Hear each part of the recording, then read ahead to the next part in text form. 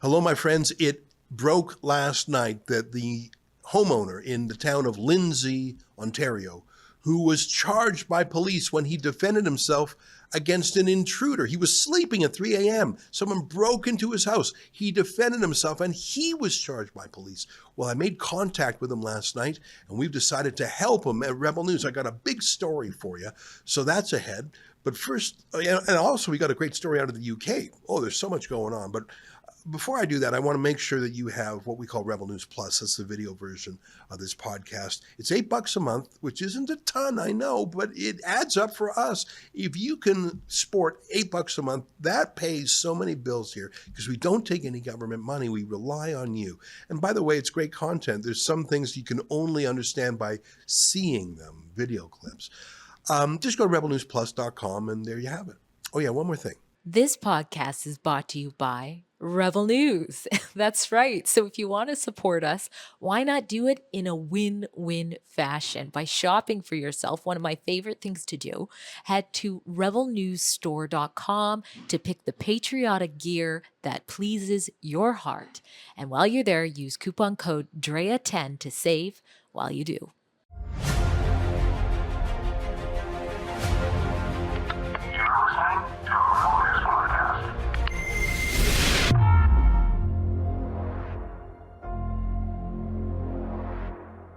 Tonight, millions of Canadians are shocked when an Ontario homeowner is prosecuted for fighting back against an intruder. I'll give you the latest. It's August 20th, and this is the Ezra Levant Show.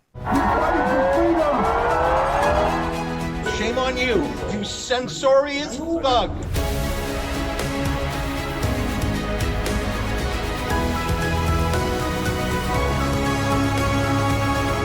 Hey everybody, after I recorded my show yesterday, I record it typically before 5 p.m.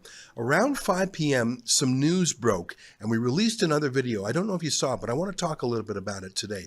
Yesterday morning, I woke up to the news that a lot of people saw that in the town of Lindsay, Ontario, which is about 90 minutes outside Toronto, there was a man, a homeowner, who was sleeping at night. It was 3 a.m. You're supposed to sleep at night, but someone who wasn't supposed to broke into his home at 3 a.m. So the homeowner wakes up, there's a conflagration, down goes the intruder, he's injured. Police come to the house and they charge the homeowner. They do charge the intruder also, but they charge the homeowner with serious assault. I couldn't believe it. I was frustrated. I was furious. There's such a crime wave in this country. The police are not protecting us. Politicians make it worse in a number of ways. The courts make it worse. Turns out the intruder is a serial criminal, well known to police already. Just crazy, but no one knew the name of the homeowner, at least no one who published it, and it wasn't in a police note. So I made a tweet. I said, if anyone knows this guy, have them email me. And I put my email there, and I thought, well, there's a chance. A ton of people saw that and shared that, and it came to his attention. Someone showed it to him, and so I get an email, and then I talked to him on the phone. Jeremy McDonald is his name, and it really happened. And I talked to him a bit, and I don't think he was that familiar with Rebel News, but I said, look, let's do some journalism for you. Let's start a petition to strengthen what in some jurisdictions is called castle law or castle doctrine, which is just what it sounds like. A man's home is his castle, and he can defend it. You know, there's a wonderful tradition, especially in the British legal system. It goes back centuries, that your home really is your castle, and not even the king himself can come into your home without a warrant. And it's a beautiful law. And no matter how lowly your house is, you are the king of your own castle. And the idea that some serial criminal breaks in your home and you get charged because you were a little too rough in defending yourself, I find that anathema. There are different jurisdictions around the world where castle doctrine basically says you can do whatever you want to protect yours and your own. Now, I don't know what's going to happen. I hope that this case is dropped before it goes to court. I think there's no jury in Canada that would convict such a man. We all know how bad things are. And I made a video last night basically saying what I said here. And I noticed today the Premier of Ontario, who is in many ways responsible for this because it's the provincial government, there's provincial courts that handle a lot of these these criminal matters.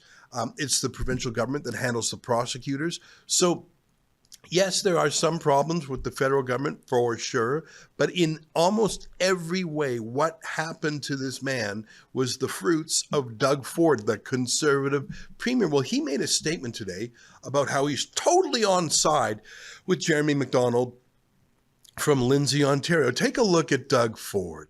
Everyone hear about the story in Lindsay? So this criminal that's wanted by the police breaks into this guy's house.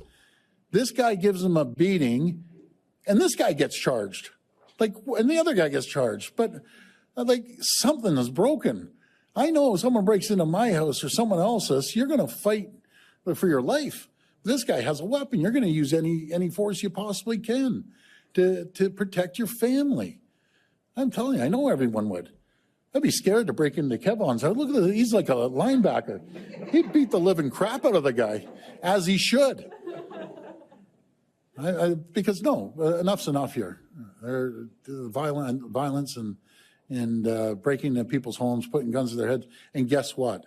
Some bleeding heart judge, little Johnny, he didn't have a good upbringing. So we're going to let him out on bail 5 more times because he's on his 5th, being let out on bail 5 times, just to go do the same thing the next day. I'll tell you one thing.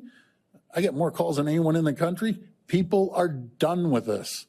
They're absolutely done. They're finished. You should be able to protect your family. When someone's going in there to harm your family and your kids, you should use all resources you possibly can to protect your family. And maybe these criminals will think twice about breaking into someone's home. Yeah, there's something that really bugs me when politicians adopt the third person when they talk about a mess they created. Justin Trudeau was a master of that. He would do something atrocious, awful, and when it blew up, he would say, oh yes, we have a lot to learn from this. And he would sort of position himself as a pundit, commenting on what had happened, like he was some passive observer, instead of the prime actor. Doug Ford has appointed many provincial judges. He presides over the police. That is a provincial jurisdiction. He presides over the prosecutors. That's a provincial jurisdiction. It was Doug Ford that arrested and charged this man, not him himself, but his delegates. And the chutzpah of this guy to position himself as if he's outraged by this isn't the first time he's done it. Here he is on an earlier occasion, specifically using the phrase castle law. But that liar didn't do a thing about it. Take a look. Did you hear about the guy that these thugs came up, ready to steal his car? They're all in their masks and everything. So I guess he was a hunter or something. He shot up in the air. I don't recommend that, by the way. But he gets charged. I got to find out this guy's name and number, and I'm going to hold a fundraiser for lawyer fees for him. He should get a medal for standing up. It's like down in the U.S., we should have the castle law. Someone breaks into your house, and I know any of these people here, someone breaks in your house and they're coming after your kids and you're coming after your spouse, you're going to fight like you've never fought before. You're going to use anything that you have, be it weapons, baseball bats, knives. You're protecting your family. The fancy people, they have private security. I mean, Doug Ford has private security wherever he goes. And in fact, at his house, there's a police car parked nearby. And I think that's a good idea, by the way. I think that premiers of provinces should have some protection. But the chutzpah of this guy claiming that he's with the underdog, here he is telling the story of when someone tried to rob a vehicle from his property. There's a massive spate of vehicle crimes in Canada. Here's Doug Ford explaining how it went down on his own property, but because he had a police car there, they caught the bad guys right away. Here's Doug Ford. I'm going to tell you a story, probably get in trouble for this. Do you want to hear about stupid criminals? Have you ever seen that show about stupid criminals out there? So 4 thugs come racing down my street, masks on, ready to take the car out of the driveway. Surprise, surprise, at 12:30, the 2 police cars are there. The chase is on. So they chase him. One guy runs out, takes off. They capture him, and they catch these other guys. But just imagine all the unfortunate people that don't have security there at their house with masks on, and they had all the tools ready to break in and everything, and guess what's going to happen? They're going to be back out. Why don't you guys come over for a barbecue tonight? I'll take care of you better than the police. And thank God the police got you and I never did. Anyways, that's my rant. I'm sick and tired of the weak justice system that we have. They have to get a backbone, and we need to start throwing these people in jail. This is turning into a lawless society. Yeah, I say again, the fancy people, they have the private policing or their bodyguards. It reminds me of, I don't know, a couple years ago now, when a police officer was having some public meeting about the crime wave, and his advice to the little people was basically lie back and think of Queen Victoria. Here, take a listen to the advice of how to make it easier for someone stealing a car from your garage. Take a look.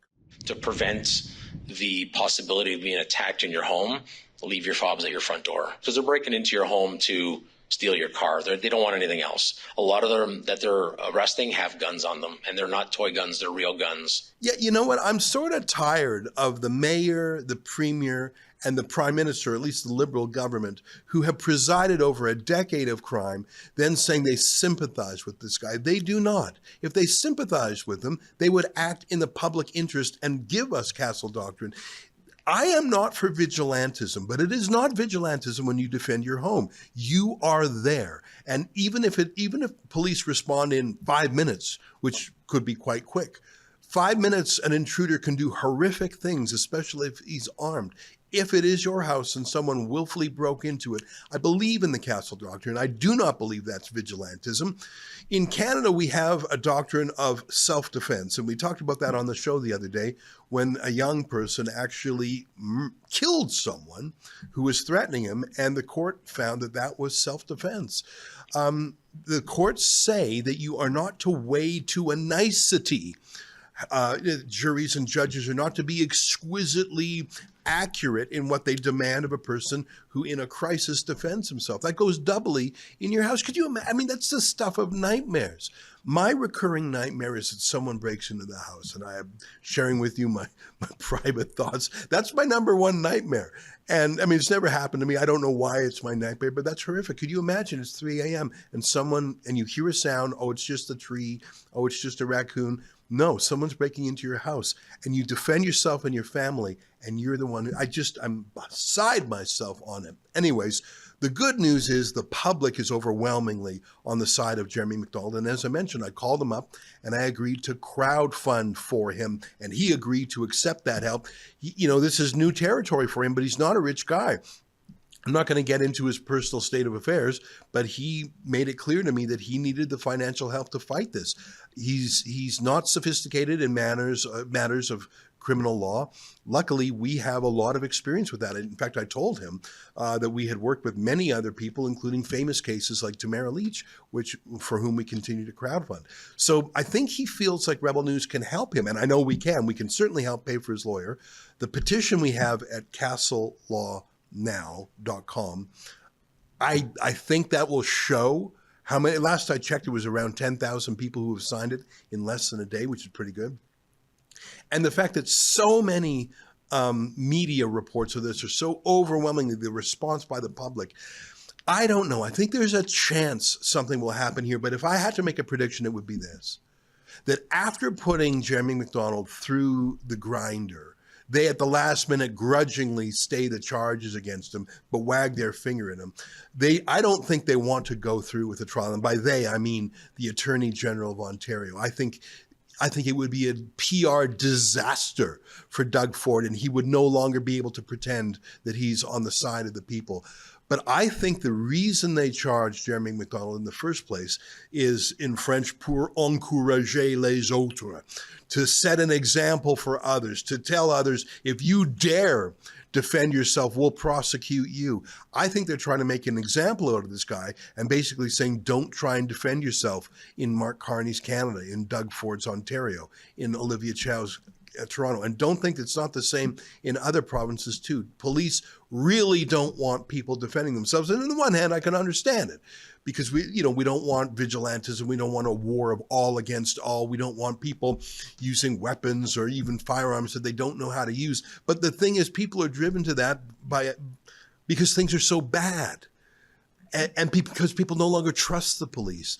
Police have are clearly making political choices about what laws they enforce and what they don't. We see that every day. It's tough to maintain your trust and respect and hope and reliance on police when you see them abide crime every day. And I think, for example, of the pro-Hamas protests and even riots in this country, everyone says, oh, the police really aren't there for us anymore. I guess we're on our own.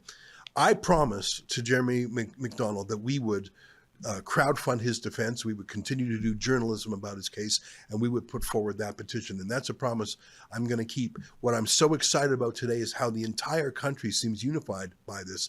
And I don't think I've seen Pierre Poilievre make a statement on it, but I expect that he will soon. How could he not? That's my report. And all of that happened yesterday after I did my show. So I wanted to catch you up on that in case you missed it. Okay, so for today, I want to do two things. I want to give you some amazing news out of the United Kingdom. I was there a couple weeks ago when there was a street protest outside a migrant hotel in the town of Epping. That building over there with the three chimneys and the old bell on the roof, that's a hotel that has been the heart of this community for ages, until the government, the central government, not the local government, but basically the national government of the UK, bought the thing and turned it into an urban refugee camp. And I heard from someone today that the reason they needed to open this urban refugee camp in a hotel is because a migrant burned down the previous one. Now, no one knows who exactly is in there. They're not vetted. Even the government doesn't know who is really in there. Incredibly, Epping won. They won through a legal maneuver because that migrant hotel had not been properly put through the planning and the zoning.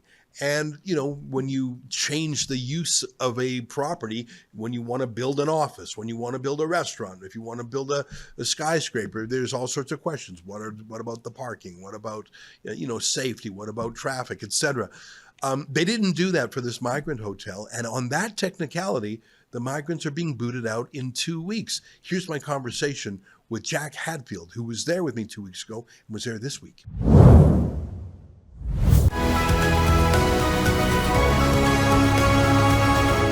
Well, a couple of weeks ago, you might remember I went to a beautiful little suburb of London called Epping. And one of the chief features of Epping is the forest. People walk through the forest. People ride through the forest. People, as part of their getting around town, go through the forest. It's lovely until they brought a hotel full of migrants, unvetted, military-aged men. And guess who lurks in the forest? And sure enough, before long, there were alleged rapes, and men from the migrant hotel that were dumped there were arrested. This led to massive protests, and these were spontaneous, organic, authentic, local protests. Hundreds of people, not professional activists, even like my friend Tommy Robinson. No, these were mums and dads who were sick of the fact that their lovely town was no longer safe, especially for young women. Here's a clip of my trip there. You know, more ordinary people, mums, grandmothers. You can look around here. I've just spoken to a couple who have come from 85 miles away to come and support this today. This is how the feeling is growing, and I think we need to do this. I've been here all my life, and I know the benefits that they get. They get house, phones, money. They're illegal for us. They're already, like, people are saying, like, oh, they're like, some people are in support of it, but they're criminals. They're over illegally before they even get here. So get rid of them, 100%. They shouldn't be here. It's disgusting. But here they are right here. Where are you from? Iran. Iran? And where are you from, sir? Where are you from? Go to the side over there. Well, that one guy told me he was from Iran. That's interesting. Yeah. When I was growing up, refugees were the young, the old, the sick, and the poor. They weren't military-aged men. No, that's right. They were women and children. Yeah, they say that they're children, but they're all men. How is this all going to end? Who knows? Hopefully the government will start listening and start doing something about it, making it stricter. They need to be vetted. We need to know who we've got coming in the country. We couldn't go into another country without a passport, so why can they? Well, these protests, peaceful protests, did not stop in Epping and outside Canary Wharf, the financial center of London, again and again.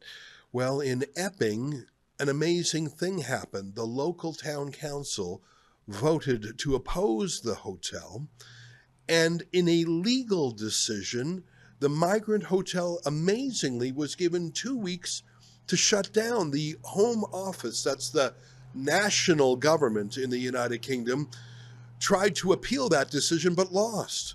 Joining us now to talk about this case and to fill in any gaps I've left in my telling of the story is our friend Jack Hadfield, who I had the pleasure of spending some time with in Epping. Jack, great to see you again. Yeah, good to see you, and great, and thank you for having been back on again. Jack, did I correctly explain what happened? Basically, there was a series of protests. The local town council saw which way the wind was blowing. No one in Epping wanted that migrant hotel. They moved to shut it down. The national government, the Labour government, tried to keep it, but it was a court ruling in the end that gave them the boot. Is that how it went down? Yes, that's right. So what's happened is that the Epping Forest Council launched a lawsuit against the imposition of the Bell Hotel as an asylum centre onto the people of Epping. So what's happened now is that the High Court has granted first a temporary injunction against the use of the hotel as an asylum centre. So as of now, the Bell Hotel has 14 days from yesterday to turf these migrants out of the hotel. Now, I do expect this to be challenged, but of course, this will be going to, they'll be looking to make this a permanent injunction as well. Now, what's interesting is that I think there is a good chance that this injunction will be made permanent because of the reasons why this injunction was won temporarily in the first place.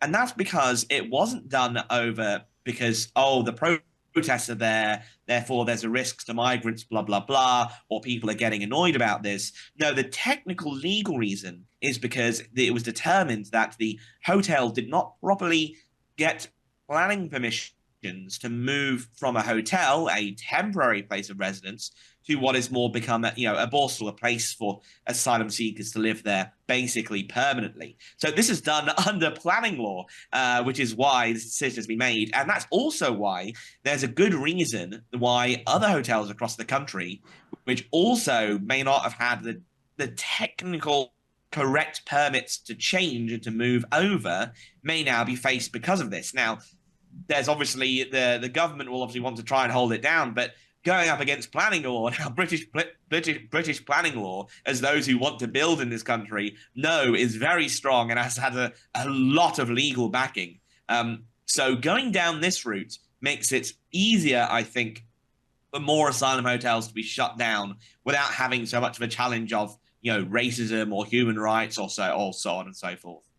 That's such a great point. There is a reason we have zoning law, planning law. There is a reason for that, even if it becomes it's sclerotic, even if the red tape starts to overwhelm things. Parking, driving, are there enough amenities? There's a lot of real questions that a shopping mall is asked, that a new hotel would be asked. So to turn a temporary hotel lodgings into a permanent place for 200 men, of course that's going to trigger some planning issues.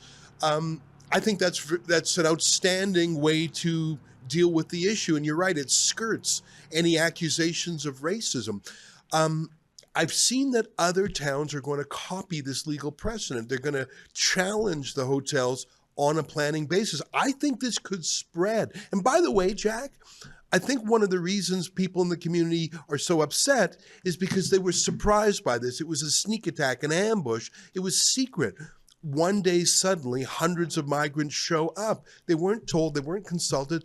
The secret part of it, and by the way, there's a lot of secrecy going on. I mean, we did a story a few weeks ago about this so-called super injunction when the former conservative government decided to bring over up to 200,000 Afghans, and they went to court to keep the whole thing secret.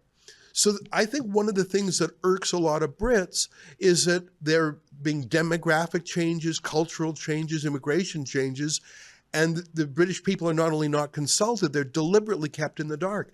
Avoiding a planning session is something no other Brit gets to do, whether you're building a golf course, a hotel, or a school or a shopping center. I think this is a brilliant way to deal with it. No, it definitely is. It'll be a lot harder for other people to challenge the closure of these hotels over this way. But you're right as well. There has been a lot of secrecy regarding the imposition of these hotels And also migrants being in HMOs, which is houses of multiple occupation, spread throughout private property as well in the community. A lot of this is done secretly under the cover of darkness. You know, we saw this with the Britannia Hotel in the Canary Wharf area. When that was announced, you know, we only found out because people's bookings were cancelled, and then only people who lived next door were told only on the day of when it was announced that it was to be an asylum hotel. You know, the security got wind of it and told them that morning.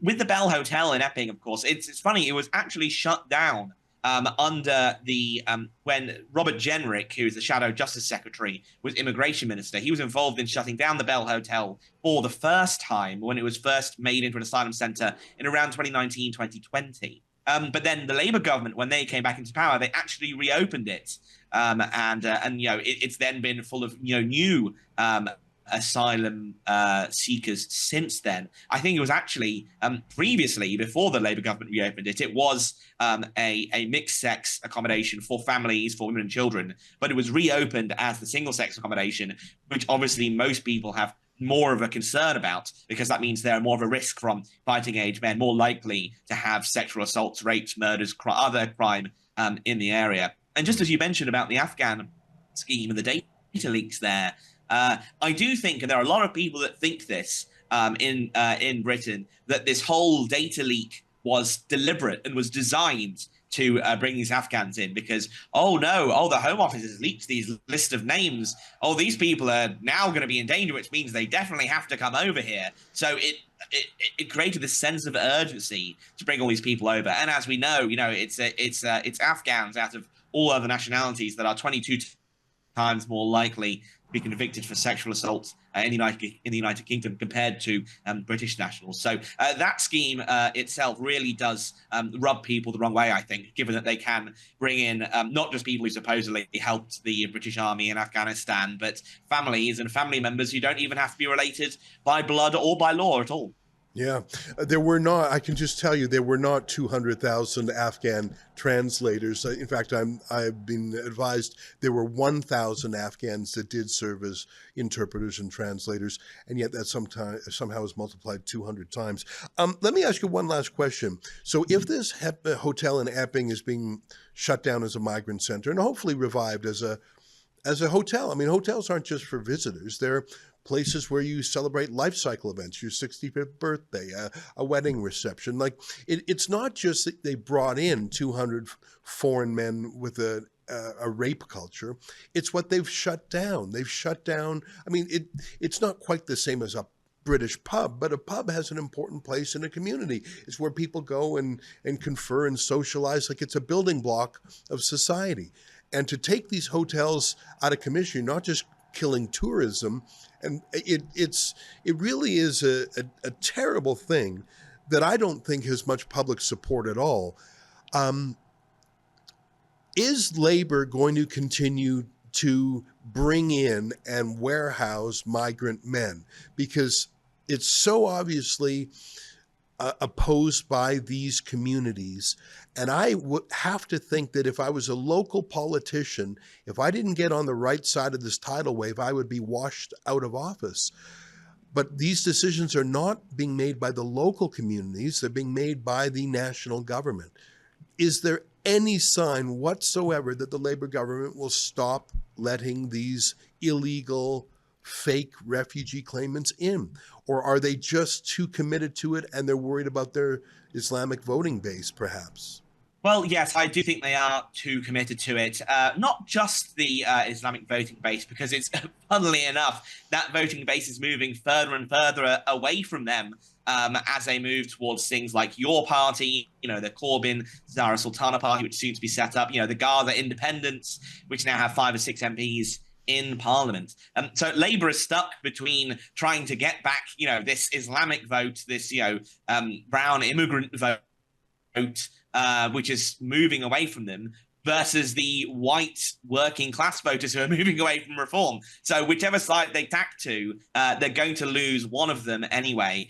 But Labour, like the Conservative government and other people really are so tied up into legalism, the rule of law, as Poppy Coburn from The Telegraph said on Newsnight just a couple of weeks ago, really the only solution to this is to get out of the UN Convention on Asylum Seekers, get out of the European Convention on Human Rights, get rid of the Human Rights Act.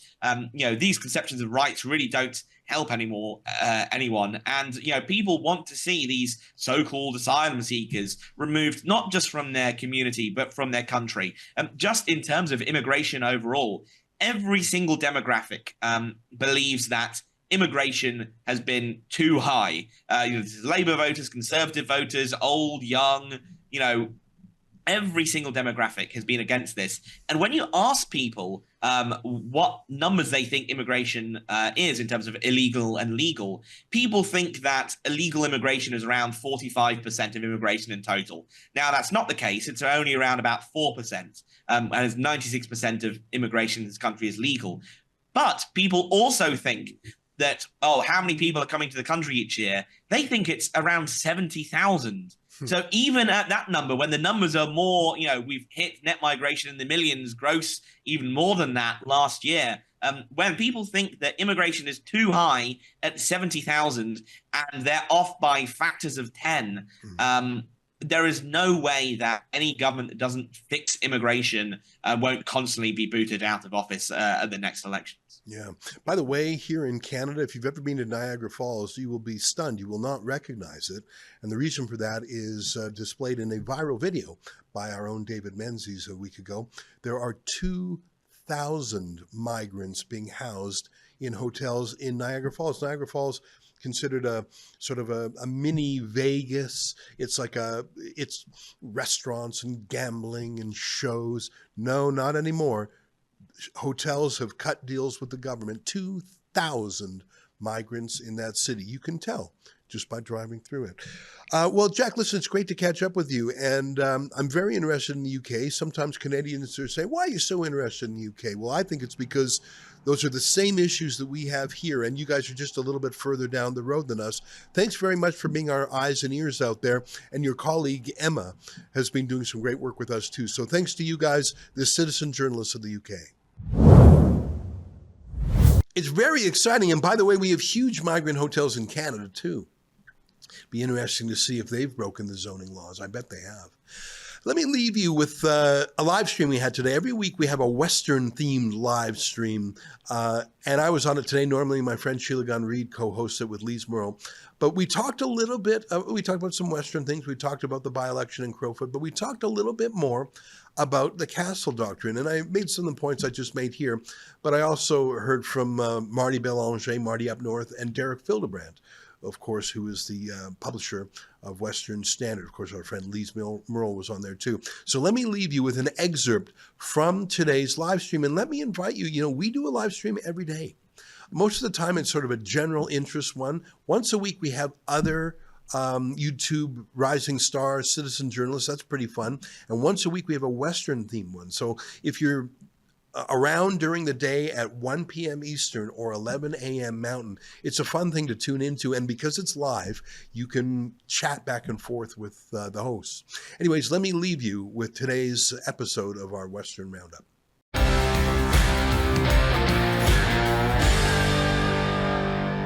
When the cop is saying you're on your own, make it easier for the home invaders so they don't get handsy with you. That what message does that send to people, not just in Toronto, but across the country? You are on your own. And so if a fella in Lindsay, Ontario defended himself and didn't weigh to a nicety just how hard to fight back, you know what? I'm on his side. So we've set up Castle Law Now, which we don't just want to help this guy, but I think there should be some change to the criminal code that if you are defending your home, whatever the intruder does, it's on him.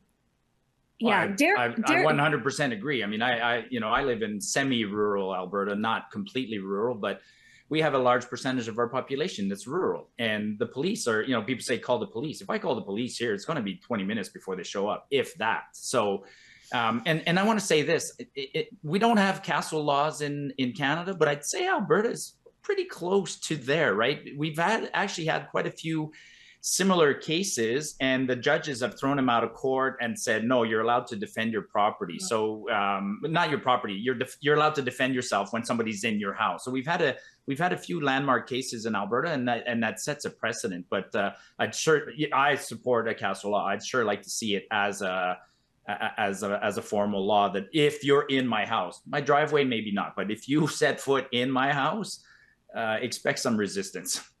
Yeah, this case has many parallels to the Gerald Stanley story that happened in Saskatchewan in 2016, where a farmer, Gerald Stanley, and his wife were working in the yard when a group of ne'er-do-wells from a local reserve came on site. And, it was just a schmozzle. But in any case, Gerald Stanley's gun went off. He did a couple warning shots, and then one of the kids in the car was shot on his property. And he was charged and was dragged through the court system for 2 years to eventually be found innocent. Okay, he was not found guilty, but that he was dragged through the court system, the ideologically captured court system, for 2 years for defending his home and defending his wife, is kind of egregious. Derek Fildebrandt, is it the homeowner that is the criminal, or is it the police and the justice system that is the criminal here? Well, you obviously saw my tweet. The real criminal here, it's not even the guy who broke into the guy's house. It is the police officers who laid the charge, and it is the justice system itself that is coming after this guy. I've always felt strongly about this stuff. I feel a little particularly personally about it. The police came after me about 2 years ago because I had some vandals committing, fairly minor vandalism on my property, but it was repeated stuff I had in the area, so I was a little pissed off. And I had a walking cane because I was recovering from a motorcycle accident at the time. And I literally told them to F off and waved my cane at them like Grandpa Simpson. And the police charged me for threatening them with a shotgun because the vandals said that my cane was a shotgun. We proved it was not a shotgun. The whole thing was ridiculous, but I had to spend a bunch of money and time, and it costed me business because, advertisers are like, oh, is this guy going to shoot someone? They came after me for literally waving a walking cane as I was recovering from a motorcycle accident at vandals. That was it was absolutely crazy. In this country, this is not just the Lindsay police or Ontario police. This is everywhere. Our justice system is ass backwards in figuring out who is the victim, who is the criminal. Who's the aggressor here? We have no sense of justice left in this country. Now, a number of years ago here in Alberta, we had a very high profile case. I know Marty will remember this. We had Eddie Maurice, a guy in Okotoks, that's a town just south of Calgary. He was just outside of it on a rural property. He had a guy, it was maybe a little more politically sensitive because it was an Indigenous person who came onto his property trying to steal some ATVs, and he fired a warning shot at this guy. He did not try to hit him, but it ricocheted, and the guy had a minor injury from a ricocheted bullet. And the police came down like a ton of bricks on this guy. They tried to take him to the cleaners. He was ultimately, I think he was acquitted, or the charges were eventually dropped. So in Canada, we don't have castle doctrine, but Ezra was right. He was alluding to English common law. We have forms of it that have been recognized over the centuries, coming from our English legal tradition, that has been watered down over time. Ultimately, if this stuff goes before a jury and you were being reasonable, if the vandals had set foot on my lawn and I had actually pulled out a shotgun and blown them away, that would not be reasonable. But as long as you're being reasonable, a jury will tend to acquit you in Canada. In most cases, but you're going to have to take out a second mortgage on your house. You're going to go bankrupt defending yourself. As Ezra used to say about the Canadian Human Rights Commissions, it's the process is the punishment. So fine, you might not go to prison for this as long as you've got the means to take out a second mortgage on your house here and put together a prohibitively expensive legal defense. You'll win. We need changes to the criminal code here. We need to, every single cop involved should be stripped of their badges and publicly named and shamed here. The judges themselves, now, not great, but the juries ultimately acquit here. But the punishment should not be the process. You should not have to be financially ruined for defending your home against an invader. And you know what? I pulled up some numbers while we're talking here. I like to use Montana as an example. Montana, just south of Alberta here. Now, they have some demographic differences with, say, Ontario, but one of the biggest differences is also gun ownership and castle doctrine. There is an extremely high chance if you break into someone's home in Montana, they have a gun and they're going to shoot you with it. The robbery rate in Montana is less than half of what it is in Ontario. Less than half. And the two big things are people in that house that you're breaking into are very likely to have a gun, and the government is not very likely to prosecute them for using it. Yeah, and just wanted to add one thing. Yes, we do need. It'd be nice to get a formal castle doctrine. We might get one now because something interesting is happening. Now we have senior politicians that are being affected by some of these these crime waves. So didn't Ontario, didn't Doug Ford recently get something happened to him? And I'm so happy. I'm so happy you mentioned Marty, because we have a little video of Doug Ford talking about that exact event. Doug Ford with a personal police detail, okay, had something happen to him, and we're just going to watch what he said about that. I'm not sure if we got that teed up, but I can hear. Sorry, he's talking. Sorry, we're going to watch Doug Ford speak out against the Lindsay man who was charged. There's two clips, and I do want to show that first one, Lise, which is someone tried to steal a car right off of Doug Ford's own property. Doug Ford's the Premier of Ontario, and he happens to have a police car station nearby, so they caught him pretty quick. But that shows how pervasive it is, the Premier himself. But sure. Of course, not all of us have that police car at our property. So that Doug Ford a few weeks ago was complaining about it, but he, of course, has protections we don't. But today, all the chutzpah, I think this is the clip that you're referring to. Well, can we play both, Olivia? Do we have both handy? Let's start with the one. So, Lise, you're exactly right to remember when Doug Ford himself was nearly robbed. Here he is talking about how bizarre that was, and he was only stopped because he's got cops stationed there. Take a quick look at this one. He should get a medal for standing up. It's like down in the U.S., we should have the castle law. Did you hear about the guy that these thugs came up, ready to steal his car? They're all in their masks and everything. So I guess he was a hunter or something. He shot up in the air. I don't recommend that, by the way. But he gets charged. I got to find out this guy's name and number, and I'm going to hold a fundraiser for lawyer fees for him. He should get a medal for standing up. It's like down in the U.S., we should have the castle law. And I know any of these people here, someone breaks in your house and they're coming after your kids and you're coming after your spouse, you're going to fight like you've never fought before. You're going to use anything that you have, be it weapons, baseball bats, knives. You're protecting your family. These thugs shouldn't be coming in there. That's not even the clip I had in mind, but let me just tell you, he's a wicked liar, because who do you think the prosecutor is of Jeremy McDonald? And so can you play the new, that's a great clip, and we should circulate that one widely, you guys, because that's, what he said there should be played by Jeremy McDonald if his matter goes to trial. But we just did a clip, Rebel News just clipped it. Here's Doug Ford moments ago talking about the latest case as if he's some passive third-party observer, as opposed to the guy who's prosecuting him. Here, take a look. Everyone hear about the story in Lindsay? So this criminal that's wanted by the police breaks into this guy's house. This guy gives him a beating, and this guy gets charged.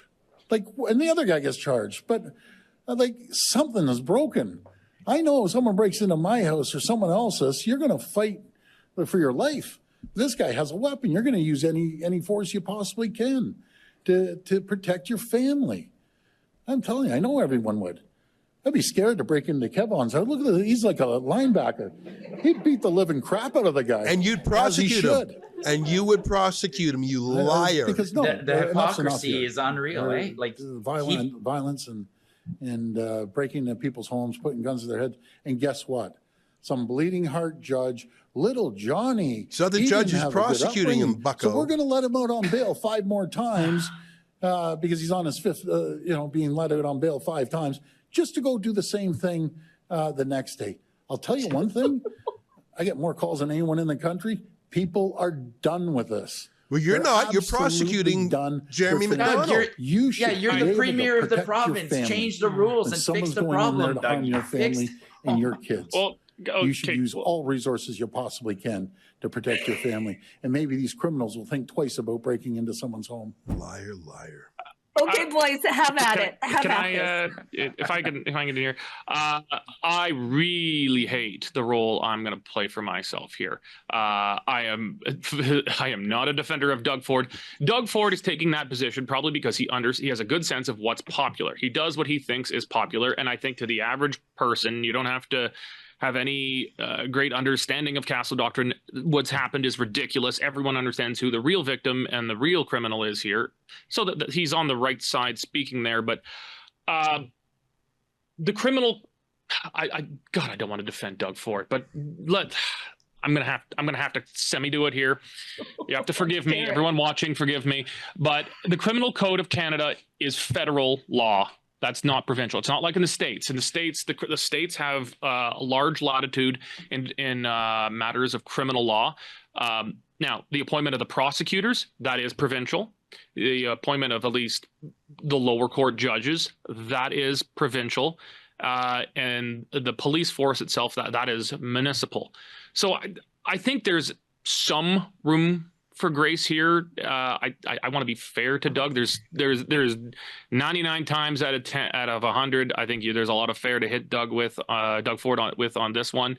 I think there is some limited legislative work that can be done by amending provincial statute in Ontario. They could follow the lead of some of the small things that were done in Alberta, largely after the Eddie Maurice case that we were discussing.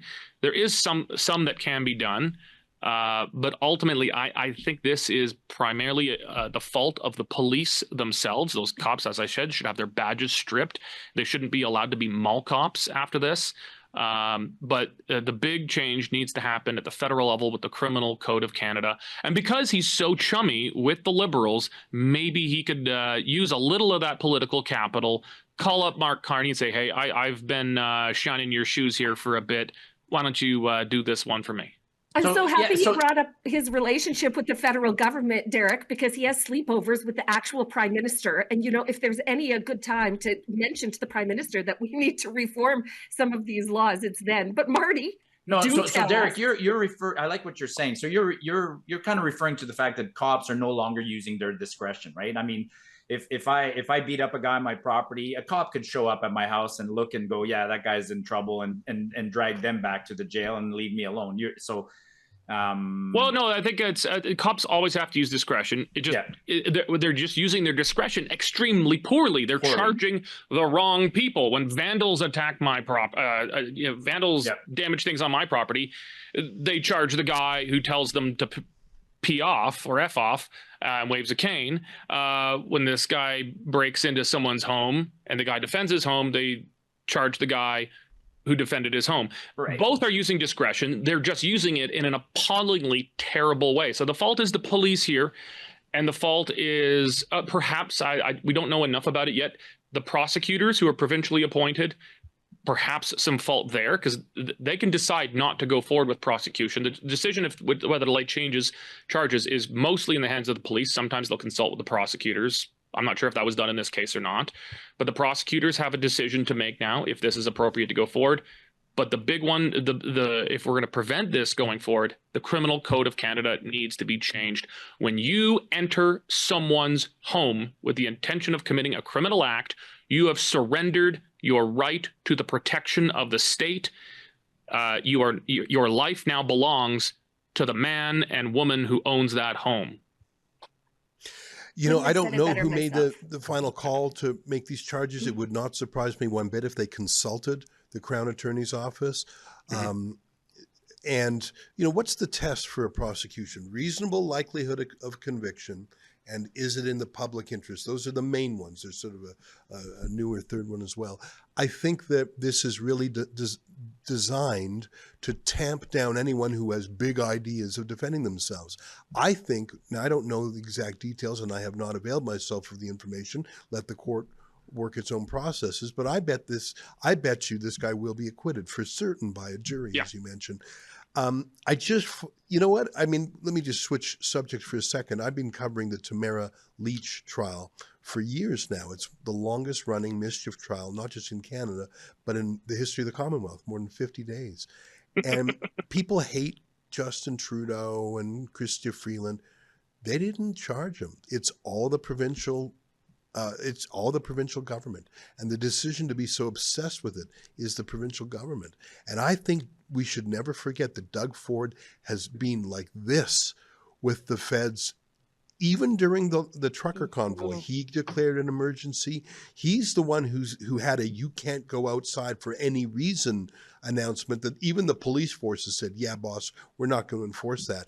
Doug Ford, Dean Skoreko on Twitter calls him Fat Trudeau, and I'm fat, so I shouldn't call anyone else fat. But damn it, that sticks. Fat Trudeau. He is sort of Fat Trudeau. He's sort of dumb like Trudeau. He just, he's so awful. He's worse than everyone except for the Liberal and NDP alternatives. And he tried to undermine Pierre Poilievre during the federal election. He said just yesterday, Olivia, call up this clip if you please. He said yesterday, I'm going to continue to insult Donald Trump every day. And I'm thinking, just wild. You're not a diplomat. You're not part of our negotiation team. You have no, authority to conduct foreign relations. You have an auto industry that's at risk, frankly. You know that this is counterproductive. Donald Trump sometimes takes things personally. What is your game, you stupid buffoon? Why don't you, I know what the answer is. He's trying to distract from his own failures over 7 years, and he's trying to rebrand the coming recession as a Trump recession rather than his own fault. Take a listen to this idiot. I'll never stop, poking Donald Trump, but we're going to focus on what we can do.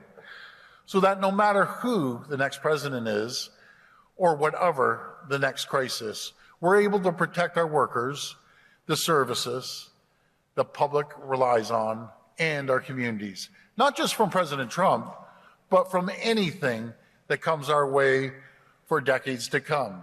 All right, we need to build a stronger and more resilient. I can't stand it. But he's going to keep poking Donald Trump every day. I think that Mark Carney actually wants the U.S.-Canada relationship to fail. And thank goodness for Danielle Smith, who is not a kamikaze pilot like Doug Ford there. She has the self-discipline. I saw her in Washington on the inauguration. I bumped into her at an event. She was down there making friends because they are the number one importer of, in fact, almost the sole importer of Alberta oil, Saskatchewan oil. It's a scorched earth strategy, Ezra. I agree with you. Carney in particular. I mean, the failures of the Liberals, rather than acknowledge the failures of the Liberals of the last decade, let's just keep driving forward and making life worse and blame everything on Donald Trump. It's done on purpose. Everybody should be able to see this. They're using Donald as a boogeyman for all and deflecting off of him all their failures. It's to me, it's black and white. Yeah. Mr. Derek, what do you think about Doug Ford? Very little, I hope. You just defended him. I almost drowned out an F-bomb there when you asked the question. Yeah. I barely stopped. I've got kids. I'm getting really good at stopping myself now. Look, I'm definitely bookmarking that quote of Ford. Now, if I'm ever in court, I'll say, "Well, Doug told me to do it. He told me to defend myself." Yeah. So bookmark that somewhere. Yeah. Well, look, go ahead. No, you're good. Sir, go ahead. I was going to say, talk about, Derek, when you said, I'm reluctant to say this, I thought you were going to be the grown-up and say, look, we have to let the legal process act independently. It shouldn't bend to the will of journalists or politicians. And that is a correct thing to say. I would agree with that. And I thought that's what you were about to say a few minutes ago when you said, I'm going to say something that may not be popular. Well, actually, that is actually a part of it, is that, Danielle Smith got in a bunch of trouble for discussing the possible pardoning of people who had been given tickets and charged and whatnot in Alberta during COVID. And I think that'd be appropriate, but she got in a ton of trouble for it. Technically in Canada, the heads of government, unlike governors and presidents in the States, cannot pardon directly, but they can make recommendations to, there's a certain board or body of some kind that can issue pardons. This has been done for certain times. People have been pardoned for acts of sodomy, criminalization of homosexuality back in the 60s and whatnot. There have been pardons, but it's much less regular in the Canadian political culture. You've got to be careful on interventions directly into the justice system, and so I have to be a little. Give a little grace to Ford there, but you've got to. But it's the law itself. The justice system itself is broken. The justice system is stacked with people with no sense of justice itself. But ultimately, the biggest single change we'd have to make to this is around castle doctrine. Well, thanks for watching. I got a couple letters from viewers. Let me read them to you. Stay Awake says, the fact that a government tells you whether or not you can defend yourself is beyond insane, only in Canada. Yeah, I really think that if someone is breaking into your home, anything goes. That's my view. I mean, I'm not looking for people to be cruel or violent beyond reason, but you broke into their house and that person is probably terrified and doesn't know how many of you intruders there are, and this is the worst day of their life and you made it that way. I think you should basically absorb whatever they do to you. And, I don't want people to be killed and I don't want vigilantism, but you break into someone's home, you're an intruder, you're a robber, you're God forbid, a rapist. Yeah, I have no sympathy for you. And the fact that this was a repeat criminal just is the icing on the cake. Next letter from Curious, who says, how can a government who is trying to abolish private ownership recognize any castle law? It goes against their whole purpose. You're very thoughtful on that. There's ideological reasons to be against castle law. Castle law makes a lot of sense from a property rights point of view, from a self-defense point of view, from a legal point of view. It makes sense in all those regards. But think of the ideologies it contradicts.